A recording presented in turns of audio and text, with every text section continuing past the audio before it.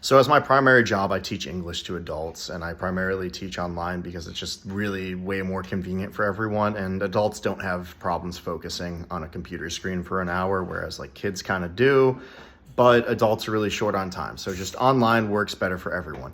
And this thing happens where people are late all the time, or they miss classes all the time. And it's just kind of like how it is. Like, we're all busy. Most of my students have kids, they have careers. Like, I get it. It's all good.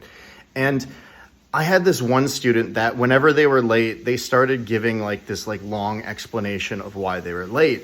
And I mean, I just kind of like listened to it and just kind of like agreed with it because I didn't want to be disrespectful, but it's just like, I don't fucking care. Like, sure, yeah, your grandma had this and your dog had that and you forgot about this and you had to take your little like, cool, that's fine. I don't want to hear it. Let's get on to what we were doing, right? And so I kind of just took that and then applied it to myself, and I just stopped giving excuses for things. And it's this isn't like some bootstrap shit where, oh, you do everything perfectly and never mess up and never make excuses. It's literally when you mess up and you're late for things, like, I don't even apologize most of the time. I don't even acknowledge it. Like, if you show up like 15 minutes late for the meeting, just say, hey, how's it going, guys? Because number one, half the time you're like the third person that's late. You're not even the latest person there.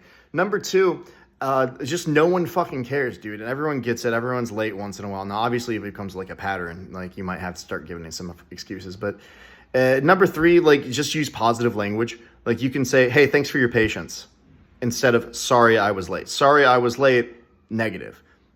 Thanks for your patience, positive, right? And just don't spend any more time on it, because everyone's here to actually do the thing.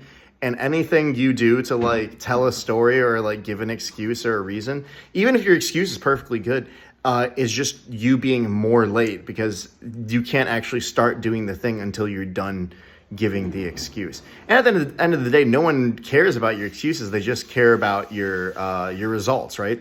Because if you have some sort of engagement where you have to meet with someone 100 times, yeah, you're going to be late to, 2, 3, 4, 5 of them. But if you're late to, 10 or 20 of them, they don't care what your excuse is. If you have the best excuse in the world 10, 20 times, it's like, look, you're obviously not the person for the job, whatever it is. Like, you can't be here late 20 times. But yeah, just stop giving excuses.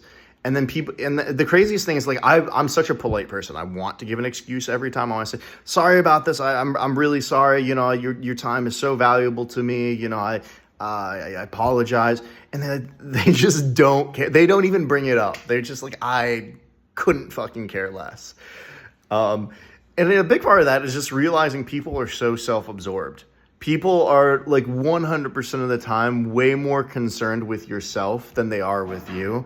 And like, all of your social anxiety disappears when that becomes the case. Like in the gym, right? If you're in the gym working on, like, oh, everyone's looking at me because I'm not doing the thing right, or I'm not in good shape, or I'm fat, or I'm skinny, or I'm about to pass out doing, like, literally no one is paying attention to you because everyone's so in their own fucking heads thinking about how everyone else is looking at them.